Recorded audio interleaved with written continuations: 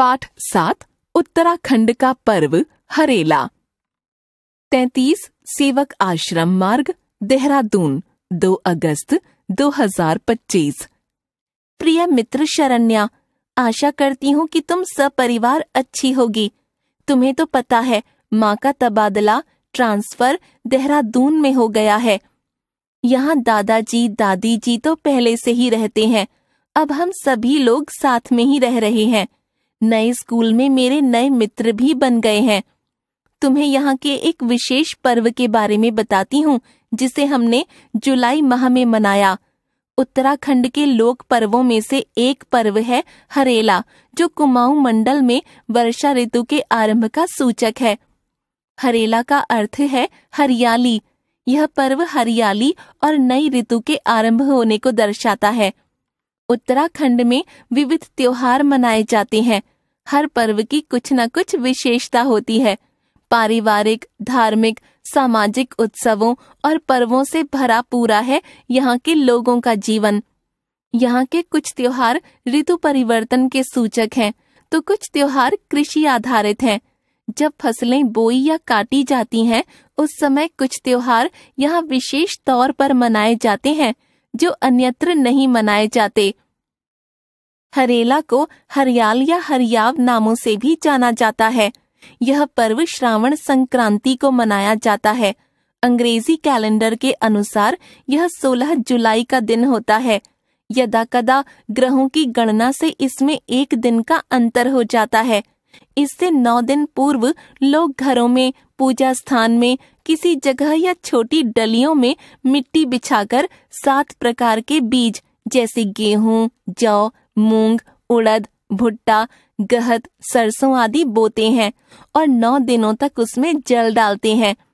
बीज अंकुरित होकर बढ़ने लगते हैं। हर दिन सांकेतिक रूप से इनकी गुड़ाई भी की जाती है और 10वें दिन कटाई। ये सब घर के बड़े बुजुर्ग करते हैं। पूजा, नैवेद्य, आरती का विधान भी होता है। इस दिन कई तरह के पकवान बनते हैं। इन हरे पीले रंग के तिनकों को घर के सभी लोगों के सिर पर या कान के ऊपर रखा जाता है। इन तिनकों को गोबर से घर के दरवाजों के दोनों ओर तथा ऊपर सजाया जाता है।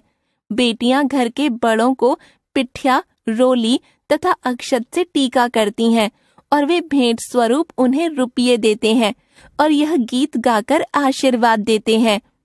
जी रया जागी रया, आकाश जस उच्च, धरती जस चाकव है जे, स्याव जस बुद्धि, सूरज जस तरान है जौ, सिलपिसी भात खाया, जाठी टेकी भैर जया, दूब जस फैली जया। इसका अर्थ है जीते रहो, जागृत रहो, आकाश जैसी ऊंचाई, धरती जैसा विस्तार, सियार की सी बुद्धि, सूर्य जैसी शक्ति प्राप्त करो।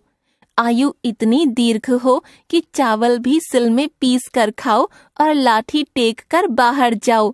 दूब की तरह सब जगह आसानी से फैल जाओ, यशस्वी हो। इस त्योहार की एक अन्य विशेषता यह है कि पूजा के लिए मिट्टी की मूर्तियां बनाई जाती हैं, जिन्हें डिकार या डिकारे कहा जाता है। ये मूर्तियां लाल या चिकनी मिट्टी से बनाई जाती हैं। यह भी माना जाता है कि इसी माह में शिव पार्वती का विवाह हुआ था।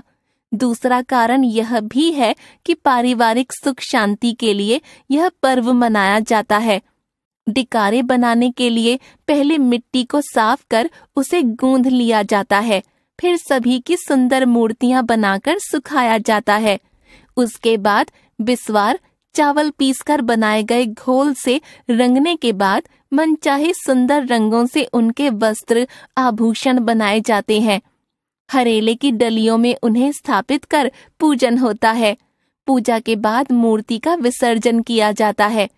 तीज त्योहार यूं तो आपसी मेल मिलाप, हंसी खुशी से मनाए ही जाते हैं और लोगों को इसीलिए इनकी प्रतीक्षा भी रहती है।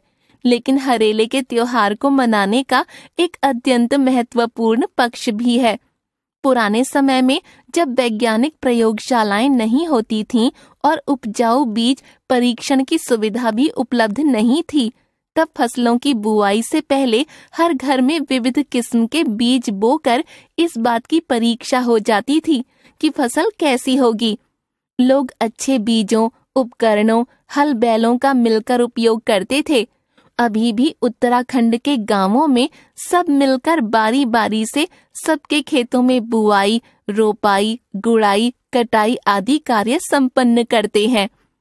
इस दिन लोग अपने खेतों, बगीचों और घर के आसपास वृक्ष भी लगाते हैं।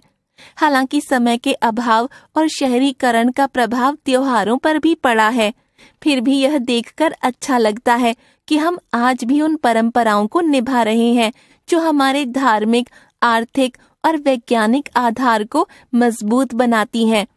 अब पत्र लिखना समाप्त करती हूँ। तुम्हारे पत्र की प्रतीक्षा में रहूंगी। अंकल आंटी को मेरा प्रणाम कहना। छोटे भाई मुदित को प्यार। तुम्हारी सहेली भ्रामरी।